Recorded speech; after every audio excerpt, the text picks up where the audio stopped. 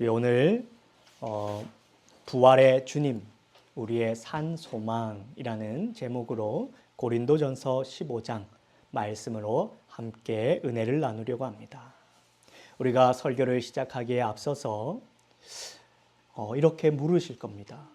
왜 우리 교회는 세상에서 많은 한국 교회들이 지키고 있는 부활절이 아니라 부활주일이라고 부르고 모이는가?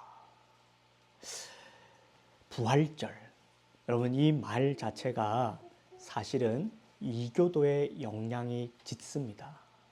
그리고 그 가운데서 계란을 나누는 것, 물론 세상 가운데 사람들은 부활절 이러면 계란을 나누는 것, 교회의 연중 행사와 같이 그래서 자신들의 어떤 삶에 맛있는 계란을 받는 것이 마치 부활절을 지키는 것처럼 여겨질 수 있습니다. 여러분, 그것은 일부분입니다. 그것은 우리가 추구하는 신앙의 전체를 나타내기에는 그리스도의 부활과 그 의미를 다 담아내기에는 조금은 연약함이 있습니다. 그리고 무엇보다 우리가 부활을 주일로서 기념하여 지킵니다 라고 제가 말씀드리는 것은요, 단순한 명칭의 차이가 아닙니다. 해석을 줄여서 부활주일 이렇게 얘기하는데 부활절이 아니라 부활주일 이렇게 얘기하는 것이죠. 근데 이건 단순 명칭의 차이가 아니라 우리 신앙의 핵심인 예배관과 직결된 문제입니다.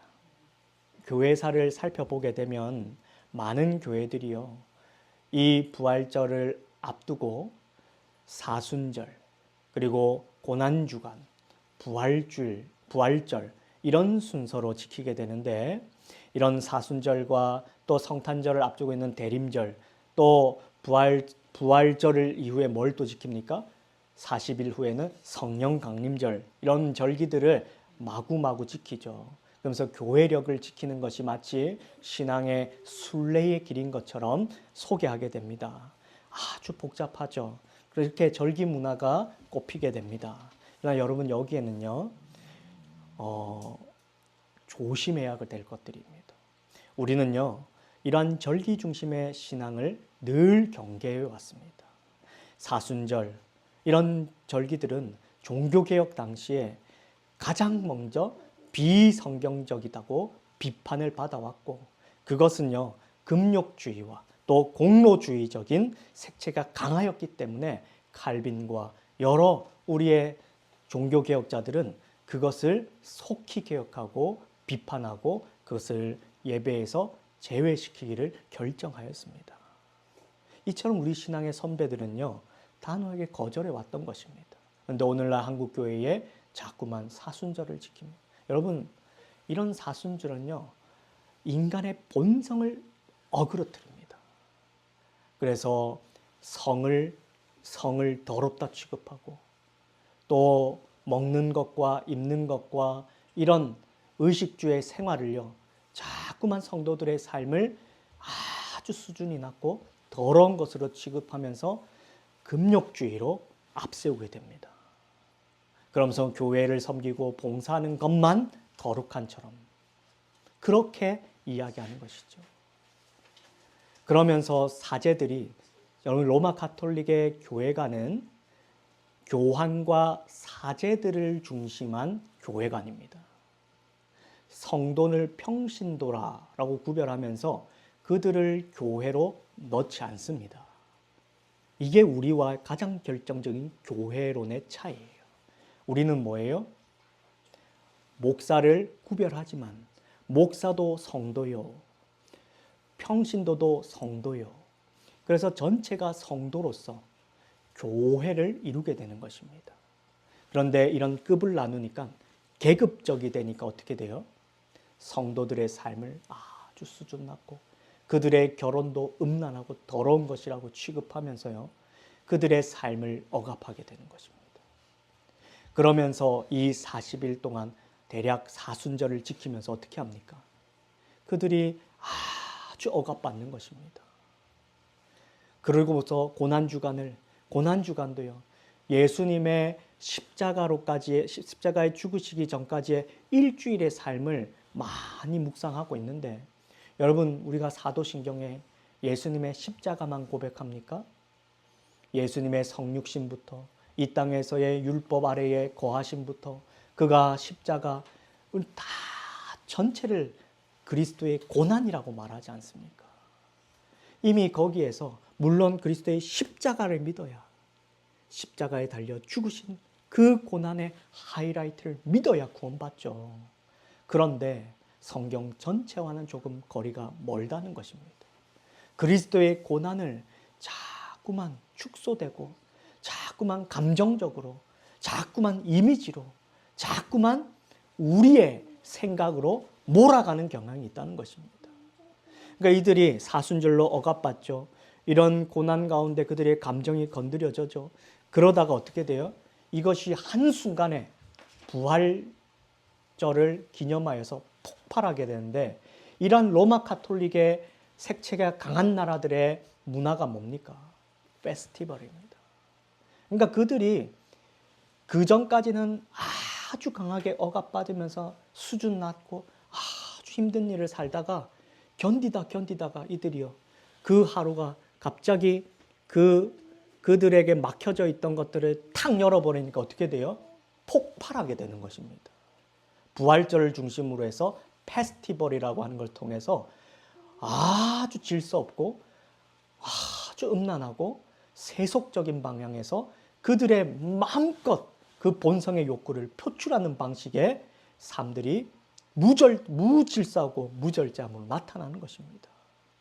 이게 이미 그들의 세상의 삶에 로마 카톨릭을 중심한 삶들의 모습에 나타나고 있는 거예요.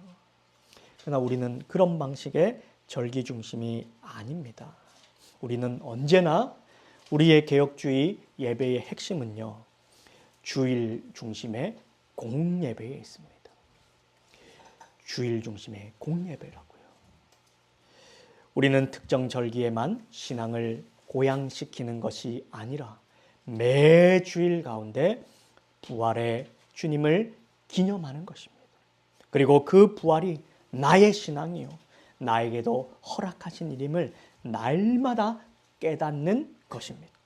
그래서 오늘 주일에 부활을 기념하는 것은 예수 그리스도의 그 부활의 참된 의미와 목적과 그리고 그 효력을 선포하여서 성도들이 복음의 능력으로 하나님을 사랑하고 이 땅에서 부활의 증인으로 참되게 살게 하는데 있음을 기억하시길 바랍니다. 우리 함께 이 시간 본론으로 들어갑시다. 여러분, 성경은 부활은 실제다, 부활은 확실하다라고 우리 가운데에 부활의 소망과 부활의 신앙을 우리 가운데에 사도 바울은 강조해 주고 있습니다. 이 성경이 소개하는 부활은 무엇일까요? 부활은요, 관념이나 신화가 아니라 역사적인 사실이며 우리 구원의 완성입니다. 실제 역사 가운데 있었고 이 부활이 없으면 우리 구원은 완성되지 못한다는 것입니다. 그래서 이 역사의 실제를 믿으셔야 됩니다. 그리스도께서는 오늘 말씀에 뭐라고 합니까? 고린도전서 15장 20절에 성경대로 다시 살아나사 부활의 첫 열매가 되셨다. 여러분, 이게 무슨 말이죠? 아담이 어떻게 했습니까? 아담이 범죄하여 타락한 가운데에서 그로부터 인해서 첫 범죄로 말미암아 모든 사람이 어떻게 됐습니까? 죄인이 됩니다. 아담의 죄를 전가받아 죄인이 되는 거예요. 그런데 그리스도가 어떻게 하십니까? 이 문제를, 이 죄의 저주와 비참을 끊으시는 겁니다. 어떻게 해요? 둘째 아담으로 오셔서 그리스도가 죄에 대하여 죽으시고 죄 없으신 그리스도가 우리의 죄를 대신하여 죽으시는 것입니다. 그러면서 어떻게 해요? 부활하시면서 의를 우리에게 전가해 주시는 거예요. 그럼 어떻게 되는 겁니까? 이제 그리스도가 죽고 그리스도가 다시 살아나심을 통해 첫 열매가 되셨기 때문에 이제 그것을 믿는 자들은요, 첫 열매를 따라서 첫 열매가 그리스도의 부활입니다. 여러분, 두 번째 열매는 뭐예요? 부활입니다. 세 번째 열매가 뭡니까? 부활입니다. 그 뒤로부터는 뭐가 되는 겁니까? 예수 그리스도의 의를 전가받은 자들은, 그리스도를 믿는 자들은 다 부활의 첫 열매를 경험하게 되는 것입니다. 이걸 나타내고 있는, 이런 신앙의 원리를 소개하는 것입니다. 이제는 우리의 죄의 저주와 죄의 열매가 끊어졌고, 누구로부터요? 그리스도의 십자가로부터요. 그런데 이제 그리스도는 십자가에 죽으실 뿐만 아니라 다시 사시는 것입니다. 왜요? 우리의 의를 위하여서, 우리가 그의 의를 옷 입도록 하시기 위해서. 여기서 벌써 이중전가의 핵심이 소개되고 있죠. 그래서 그리스도의 의로 옷 입는 자들은 이제는 첫 열매를 따라서 우리는 계속해서 부활의 열매를 맺어가게 되는 것입니다. 그래서요, 로마서 4장 25절은 이렇게 말하는 것입니다. 의롭다 하심의 증거가 부활에 있다는 것입니다. 예수는 우리가 범죄한 것 때문에 내줌이 되고, 또한 우리를 의롭다 하시기 위하여서 살아나셨느니라. 그래서 그리스도의 부활을 우리가 실제로 믿고 의지하는 것은요, 그냥 관념이 아닙니다. 그리스도의 의를 옷 입었음을, 우리가 그 의로서 다시 살았다는 것을. 그래서 나는 죄인이 아니라, 나는 죄의 종노릇하는 자가 아니라, 사탄의 자녀가 아니라 예수 그리스도를 따라 의인이요 하나님의 자녀 되었다는 사실을 확실하게 증거하는 것입니다. 그래서 주님의 부활은 우리의 죄값이요 완전히 치러졌음을, 그래서 속죄라고 하죠. 그래서 완전히 속죄된 것입니다. 하나님께서 공포하신 영수증을 받아드는 것과 같다라고 할 수 있는 것이죠. 그리고 그리스도의 부활을 믿는다는 것은요, 이제 나는 생명이 없는 자임을 고백하는 것입니다. 우리는요, 살아있는 것 같지만, 여러분 보십시오. 아주 파릇파릇한 나무가 있습니다. 나무 가지가 있어요. 근데 뿌리로부터 떨어져 나왔어요. 지금 당장은 꽃도 펴 있고, 보십시오. 벚꽃이 아주 활짝 폈죠. 저 꽃이 어쩔 때는 뭉탱이로 가지가 툭 떨어질 때 있습니다. 그러면 우린 그걸 주워들죠. 예쁘다면서. 그러면서 그 생명의 아름다움을 감상합니다. 근데 여러분, 우린 다 알고 있죠. 그 아름다움의 생명의 끝이 있다는 것을. 좀 잠시 후면 다 시들고 썩어지게 됩니다. 냄새가 나고 썩어지면 여러분 그거 갖고 있을 겁니까? 다 갖다 버립니다. 그게 저와 여러분의 삶이었습니다. 죄인된 삶이란 새 생명, 하나님으로부터 타락하여서 하나님과의 관계가 끊어지고 영생과 새 생명이 없는, 소망 없는, 죽고 썩어지고 더 부패하여서 하나님 앞에 형벌받아야 하는 존재였는데, 어떻게 해요? 예수 그리스도께 연합되는 거예요. 그리스도는 죽으셨는데 영원히 죽지 않고 어떻게 하시죠? 부활하여서 살아나십니다. 영생하십니다. 그 그리스도의 부활의 영광이요, 그 영생이요, 그 새 생명에 우리가 어떻게 되는 것입니까? 연합하게 되는 것입니다. 붙게 되는 것입니다. 그러면 어떻게 돼요? 나는 생명이 없는 자였는데 그리스도의 생명이 나에게로 전가되는 것이죠. 그리스도의 의가 전가되면서 그리스도의 새 생명이 우리의 것 되게 하시는 것입니다. 그리스도의 생명을 우리가 영원히 누리게 되는 것입니다. 나는 아무 공로가 없습니다. 그냥 그리스도에게로 접붙임되고 연합되는 것밖에 없어요. 그런데 로마서 6장 4절은 새 생명 가운데서 행하도록 하게 하셨다. 우리를 새 생명 가운데 행하게 하시기 위함이다. 그래서 영생을 죽어서 받는 것이 아니라 뭐라 말합니까? 새 생명을 가운데서 살도록 하셨다는 것입니다. 그래서 부활은 나중에 나이가 많아져서 하나님 나라가 가까워져서 믿는 게 아닙니다. 언제나 어디서나 이 부활의 신앙을, 그 새 생명의 누림을 늘 받아야 되는 것입니다. 이러한 은혜를 오늘 말씀이 강조해 주고 있는 것이죠. 그런데 누가 부활 교리를 부정하고 있습니까? 부활은 기독교의 심장입니다. 그런데 사탄은 끊임없이 이 부활을 어떻게 하고 싶은 거예요? 약화시키고 축소시키고 이것을 파괴하고 싶은 것입니다. 부활을 믿지 말라는 거예요. 그리스도의 고난과 죽으심은 믿지만 부활을 믿지 마.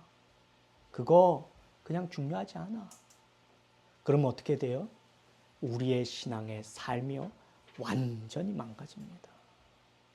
고난 없는, 죽으심 없는 부활도 문제가 되지만 그리스도의 죽으심에만 거하는 신앙도 문제가 발생됩니다. 그래서 항상 그리스도의 죽으심과 그리스도의 부활, 더 넓혀서는 그리스도의 비하, 낮아지심과 그리스도의 승귀, 그분의 높아지심의 전체의 그 사역을 그리스도로서, 그가 왕이요, 제사장이요, 선지자로서, 그리스도로서, 메시아로서 행하신 높아지시고 낮아지신 사역 전체를 우리가 잘 믿어야 되는 것입니다. 그런데 이 그리스도의 사역의 핵심을, 한 축을 무너뜨리려고 하는 자들이 계속해서 나타났다는 것입니다. 오늘 말씀에도 보니까 누가 그랬습니까?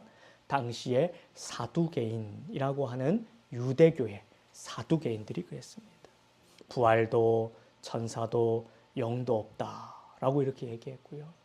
또 한편에 어떤 사람요, 초대교회 보니까 지금 이제 사도 바울 당시에 영지주의자들, 초기 영지주의자들. 영지주의가 뭐냐면요, 헬라 철학화된 기독교입니다.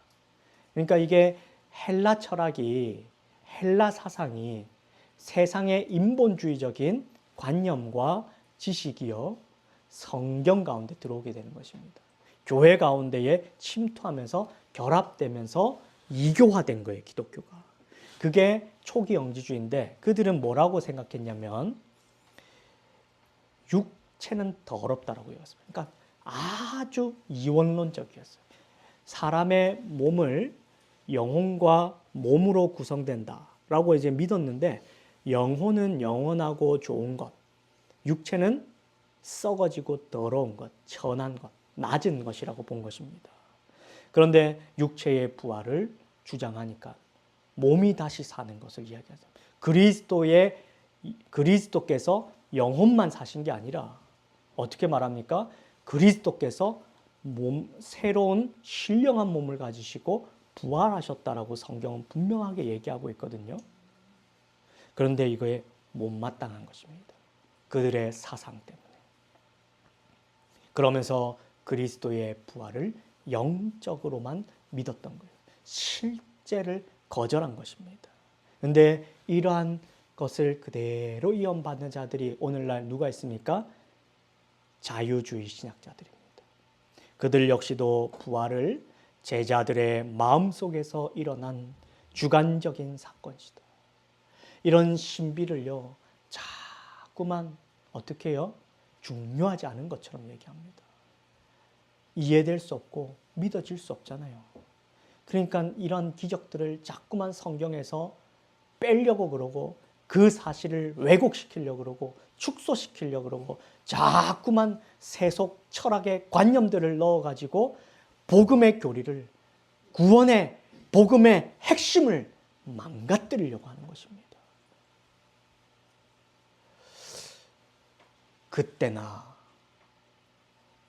지금이나 동일하게 어둠의 세력은, 사탄은 이러한 짓을 통해 하나님의 복음을 망가뜨리고 하나님의 자녀들을 병들게 하고 하나님의 교회를 파괴해 왔음을 명심하셔야 됩니다. 약화시키는 거예요. 그럴듯하게 포장하면서도 진짜로 그리스도의 부활을 말하면서도 어떻게 합니까? 성경이 말하는 그리스도의 부활을 얘기하지 않는 것입니다. 우리에게도 있을 그 부활을요, 자꾸만 축소시키는 것입니다. 그러니까 잘 모르면 넘어가 버리는 거예요. 그들도 부활을 믿는가 보다 이러면서 넘어가 버리는 것입니다. 사탄은 완전히 부정하지 않습니다. 여러분, 사탄이 하와를 타락시킬 때, 선악과를 먹도록 유혹할 때 어떻게 합니까? 말 하나 바꾸잖아요. 다 먹지 말라 했느냐? 다 먹으라 했는데 다 먹지 말라 했느냐? 긍정을 부정으로 바꾸고 또 뭐라 말합니까? 다 먹지 말라 했느냐? 그러니까 또 먹으면 죽을까 하노라. 그러니까 이게 잘 모르니까 어떻게 그걸 파고 들어가지고 그걸 탁 왜곡하고 변경합니다. 첨가합니다. 그러면서 아니 안 죽어. 하나님처럼 된다. 이러면서 이게 마치 그들이 말하는 것이 성경을 바르게 해석하고 참된 성경과 진리인 것처럼 우리를요 현혹하는 거예요.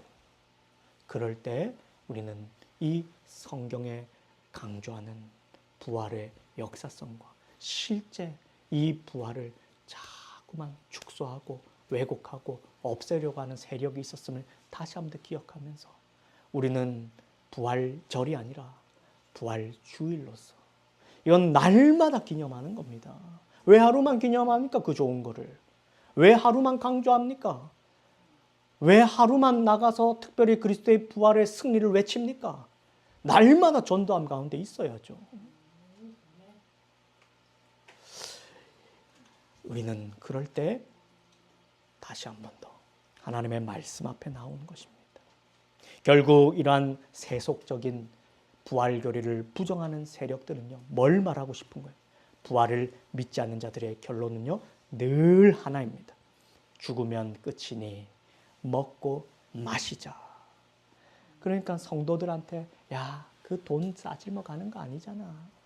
그러면서 금욕주의로 세상을 다 더럽다 하면서 성도들의 돈을 다 빼앗아 버리고 또 한쪽은 또 극단으로 부활 없어. 그냥 이 땅에서 다 누리면 되는 거예요. 그래서 사람들을 허무와 그런 것으로 몰아넣어서 어떻게 해야 돼요? 흥청망청하면서 무계획으로 그냥 막 허무주의로 자기 살고 싶은 대로 경상대로는 쪼대로라고 얘기하죠. 지 마음대로 살게 하는 것입니다. 한쪽에는 낭비하고 막 허영한 그런 삶을 살게 하고 또 한쪽에는 너무 지나치게 절제시키고 막 죄라고 하면서 공포로 몰아넣으면서 성도들의 삶을 빼앗고 짓밟고 한쪽은 너무 방종하게 살아서 그들의 삶을 무질서하고 무너지게 만들고 이런 문제들이 늘 양극단으로 부활의 신앙이 성경에서 말하고 있는 이 부활 신앙을 놓치게 되면 늘 세속주의로 가든지 금욕주의로 가든지 이러한 양극단으로 뻗쳐가면서 부활의 신앙이 성도들의 삶이 다 망가지게 되는 것입니다. 그래서 고린도전서 15장 17절은 이렇게 경고하는 것입니다. 부활이 없다면 우리의 믿음도 헛되고 우리는 여전히 죄 가운데 있을 것이다. 그리고 사도 바울이 뭐라고까지 얘기합니까?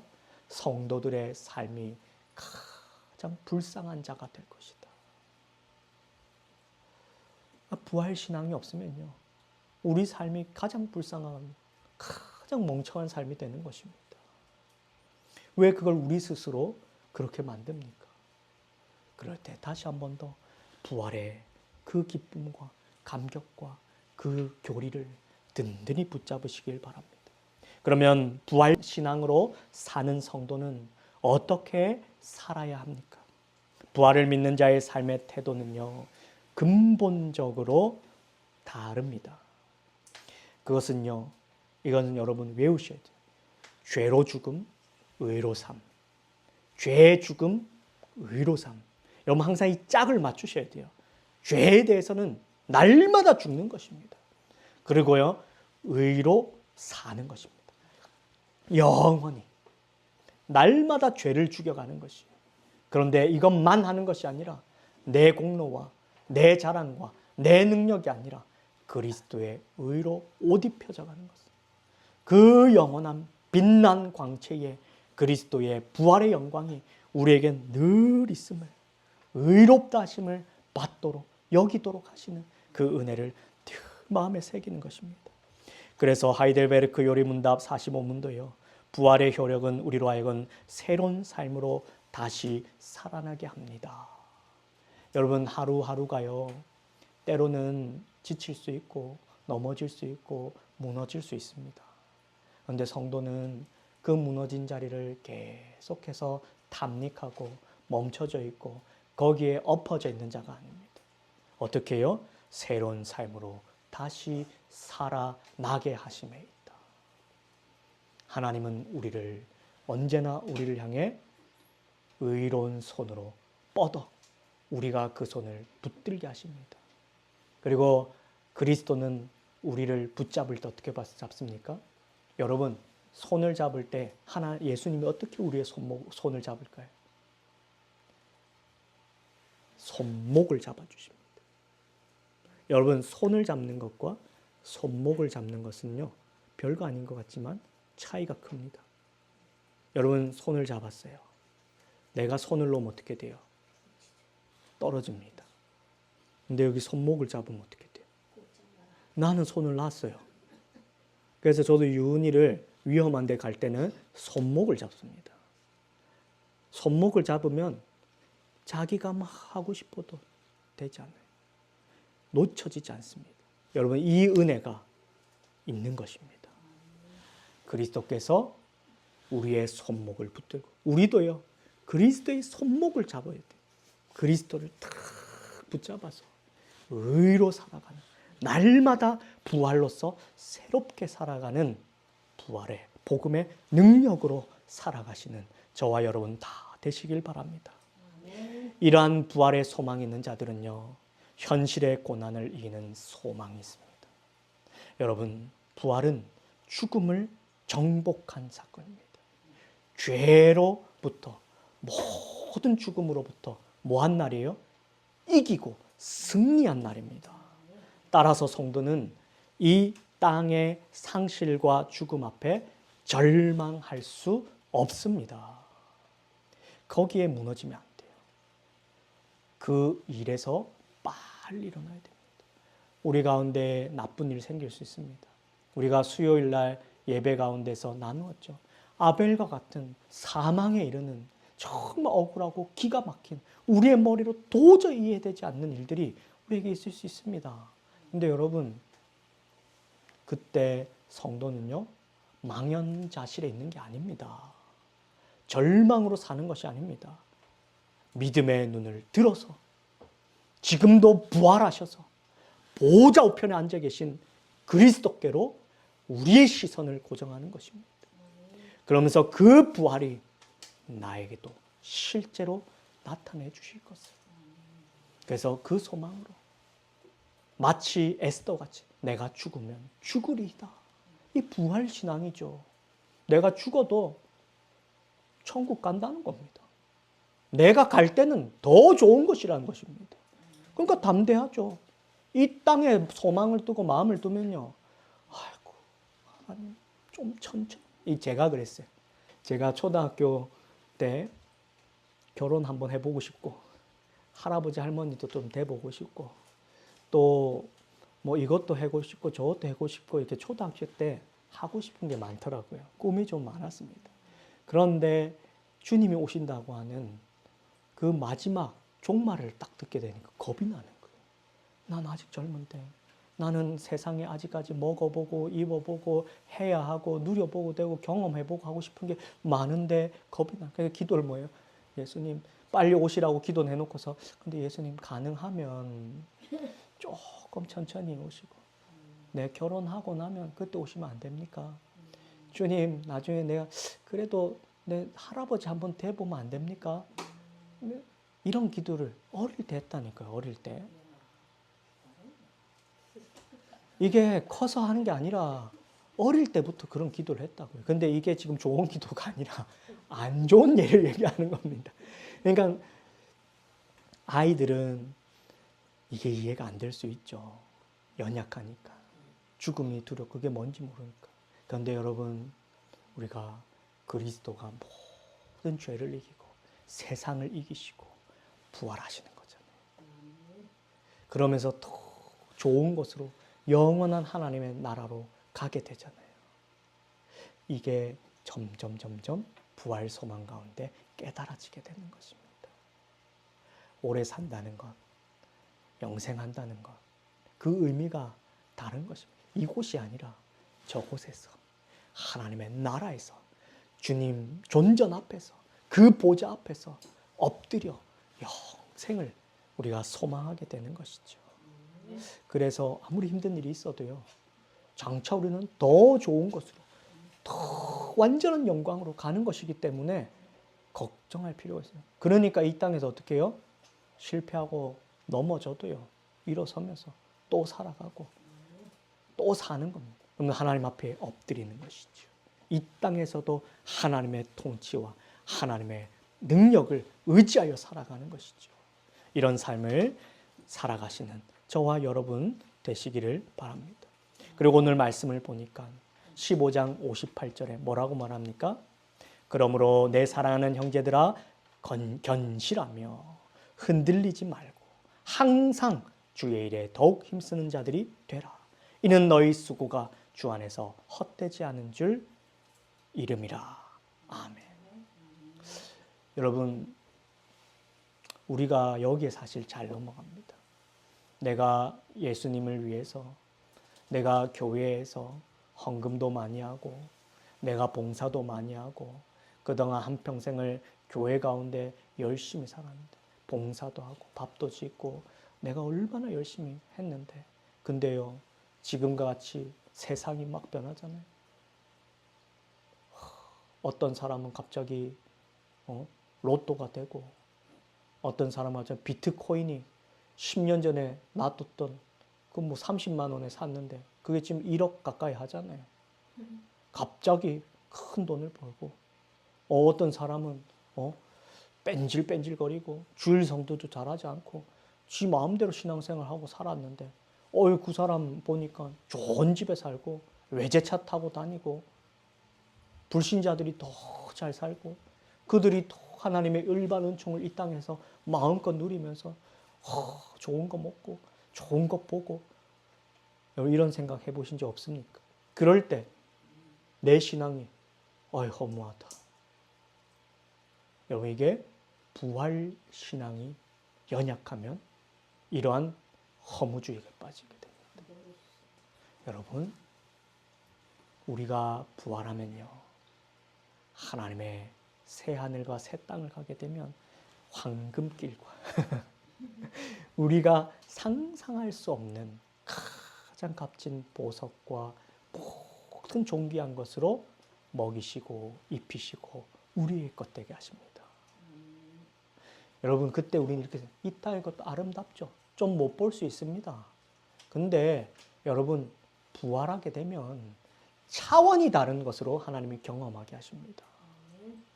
그래서 그럴 때 우리는 거기에 넘어가지 않는 거예요.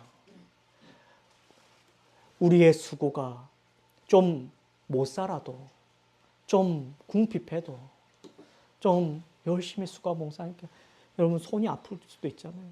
주방 그 설거지 한다고 얼마나 고생합니까? 목사들도 고질병이 있습니다. 너무 오래 앉아 있다 보니까 허리가 아프고, 그러니까 대체적으로 다 허리가 약해요. 또 계속 말씀 보고 연구하다 보면 어떤 병이 생겨요? 소화력이 좀 약해지고 스트레스 많이 받고 이런 거 위장이 또 약해지기도 하고, 새벽 기도 또 섬기고 이러면 또 간이 나빠지기도 하고. 근데 여러분, 그럴 때 부활의 교리와 신앙이 약하면요, 하나님 앞에 원망하게 되어져 있습니다. 하나님, 내가 그동안 하나님을 위해서, 교회를 위해서 성도를 섬기고 했는데 하나님, 이게 질병이 웬 말입니까? 암이라도 덜컥 걸려보세요. 하나님, 이게 웬일입니까? 웬 말입니까? 하지 않겠습니까? 저도 그럴 사람일 겁니다. 그럴 때 다시 부활의 교리와 신앙을 든든히 세우면요, 괜찮은 겁니다. 담대해지는 것입니다. 죽음은 죽으리라. 내 수고와 헌신은 헛되지 않다. 내가 더 주님이 부르시는 그날까지 나는 수고하리라. 헌신하니라. 여러분의 직장에서도요, 꾀부리지 마시고 주어진 일에 성실히 하십시오. 사람 보지 마시고요, 하나님의 장차일을, 그 마지막의 영광을 하나님이 상 주실 것입니다. 여러분, 세상 사람들요 모릅니다. 여러분, 제가 요즘에 공공근로하면서 생긴 직업병이 있는데 쓰레기를 보면은 참지를 못해요. 특히 담배꽁초를 보면은 죽고 싶어요. 막 길가에 그런 것들 보면. 근데 여러분, 내가 그 일을 해보니까 관심이 가는 거죠. 세상 사람들은 안 보입니다. 버리기만 버리지. 뭐 이 정도 버려도 뭐 티 안 내겠지. 티 나요. 다 보입니다. 죽는 자는 다 보여요. 세상 사람들은 관심 없습니다. 여러분, 세상은 모릅니다. 이렇게 모릅니다. 그들은 우리의 수고와 헌신에 대해서요, 에이, 미련하고 돈이 나오냐, 떡이 나오냐, 그게 뭔 유익이 있냐 이러죠. 하나님이 마지막 때에 갚아주십니다. 우리가 상상하지도 못한 상급으로서 우리를 인정해 주시고 위로해 주시고, 그래서요, 우리가 교회뿐만 아니라 세상에서도요, 부활의 신앙과 교리가 든든한 사람은요, 누가 보든 안 보든 주어진 일에 하나님의 소명을 받아서 하나님의 사명을 가지고 이 땅의 정의와 이 땅의 유익과 공공의 그 모든 복을 위하여서 기도하면서 그 일을 힘들지만 버티면서 인내하면서 견실하게 그 일을 감당하여 하나님의 영광을 이루어가게 되는 것입니다. 항상 주의 일에 더욱 힘쓰시는 저와 여러분 다 되시기를 주님의 이름으로 부탁드립니다. 결론 맺겠습니다. 부활의 능력으로 승리하는 한 주간 되시길 바랍니다. 그리스도께서 부활하셨습니다. 이 진리는 단순히 1년에 한 번 확인하는 지식이 아니라 우리 삶을 지탱하는 유일한 힘입니다. 이번 한 주간 다음에 세 가지를 기억하며 승리하시길 바랍니다. 첫 번째, 확신 가운데 거하십시오. 그리스도의 부활로 나의 죄가 사해졌고 확신하십시오. 죽음의 권세가 깨어졌음을 확신하십시오. 그래서 매일 아침마다 그 부활을 기념하면서 나의 죄가 사해졌고 죽음의 권세가 깨어졌다, 매일 아침 선포하시는 저와 여러분 되시길 바랍니다. 두 번째로, 부활의 증인으로 살아가십시오.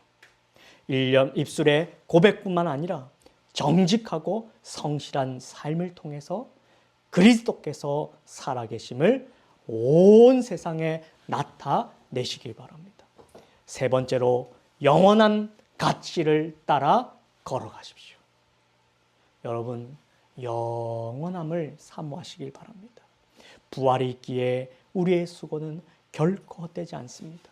눈앞의 이익보다 하나님 나라의 영광을 위해 그 영원함에 우리의 뜻과 우리의 마음을 두고 늘 살아가시는 우리 성도들 다 되길 바랍니다. 고린도전서 15장 55절 57절 말씀입니다. 사망아, 너의 승리가 어디 있느냐? 사망아, 내가 쏘는 것이 어디 있느냐? 우리 주 예수 그리스도로 말미암아 우리에게 승리를 주시는 하나님께 감사하노라. 아멘. 이제 부활의 증인으로 부활하신 주님의 은혜가 성도 여러분의 가정과 삶에 충만하시기를 주님의 이름으로 축원드립니다. 아멘. 우리 함께 이어서요, 우리 성만 찬합니다. 찬송가